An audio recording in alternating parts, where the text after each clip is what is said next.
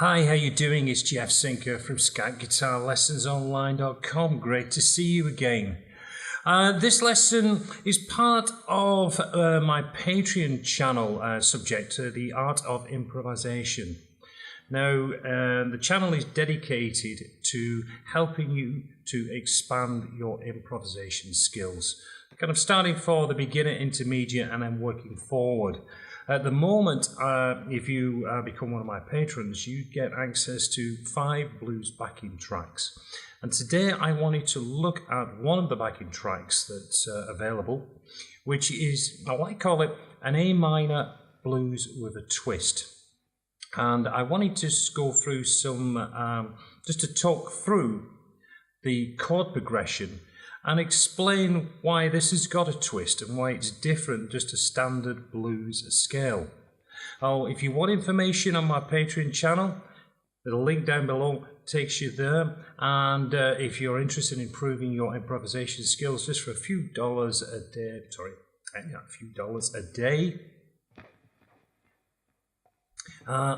Now, if you're interested in becoming one of my patrons and subscribing to my Patreon channel, there's a link below. It gives you all the information and the different levels that you can join us as a patron.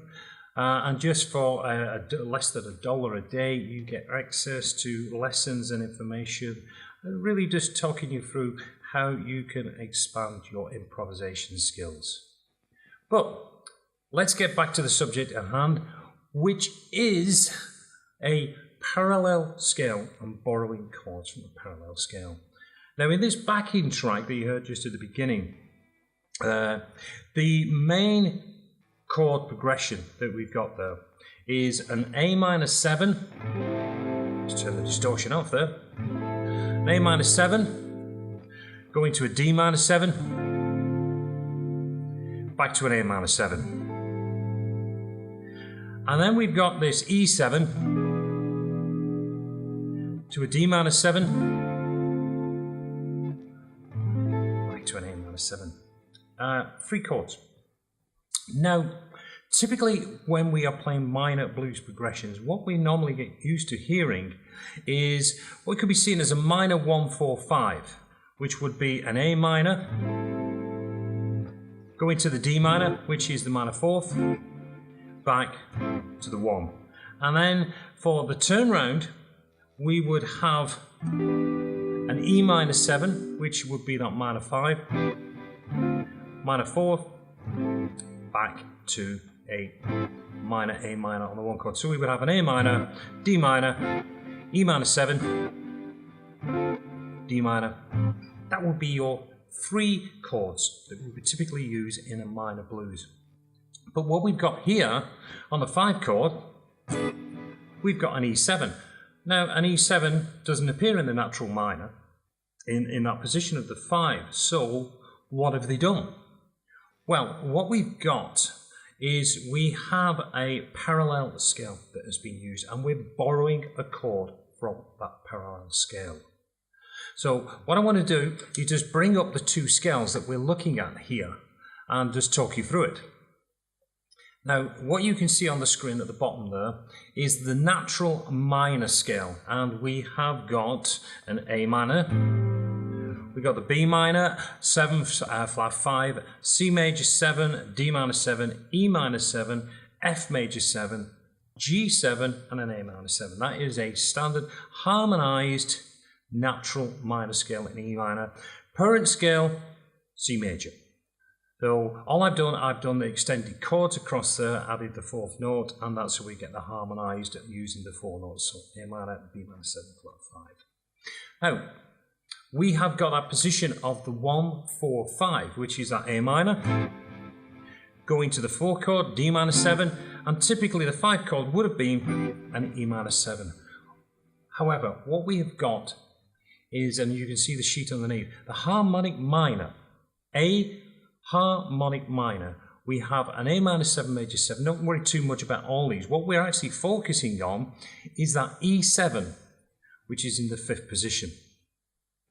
And so what we're doing, or what's happening in this chord progression, instead of it going to the E minor 7, we have substituted the E minor 7 for the E7. So we've just borrowed that chord on the E minor, and then back to the D minor 7, and then to your A minor 7.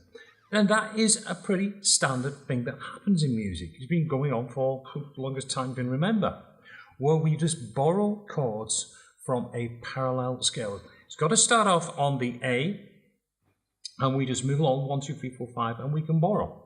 And we see that quite often, where they can borrow different chords from different progressions depending on what chord progression you're playing. But in this case, we are taking the 5 chord and we're switching it from a minor to this dominant E7. Well, what does that mean for us? Well, what it means is over the E7 that we've got, we can drop in to the A harmonic minor scale.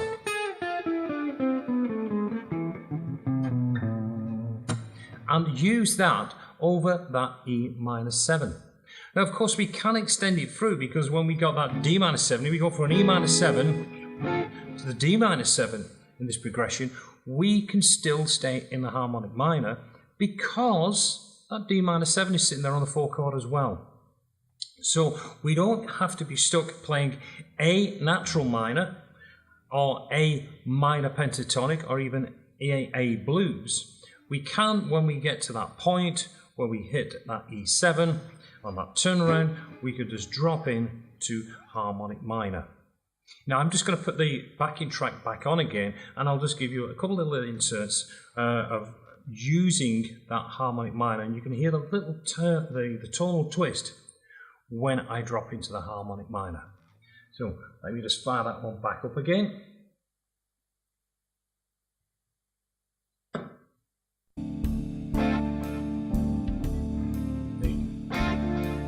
Back to the A minor.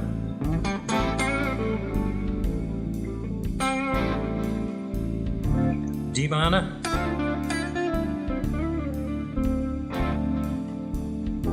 There's your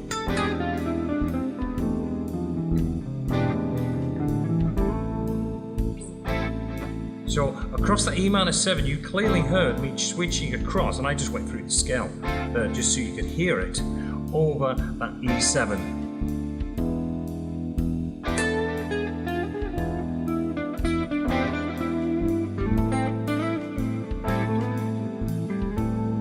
So we just use natural minor there.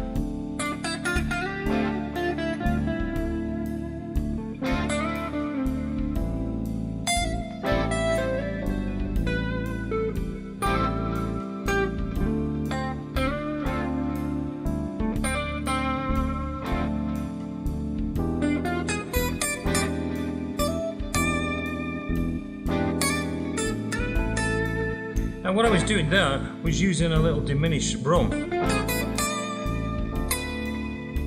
across that, because I can do that over that E7. I can drop in a diminish.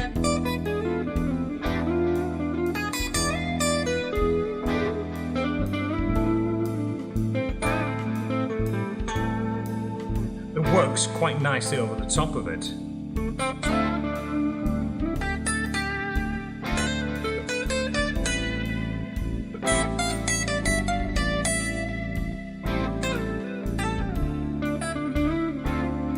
Stay with natural minor. Use that diminish.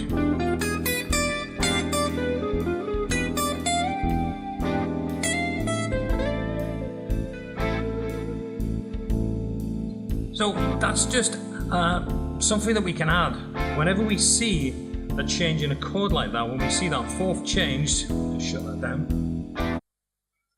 When we go across on that 5 chord, if it changes to a dominant chord, then we can switch out and shift across into the harmonic minor. Now, let's say it's just a short little lesson.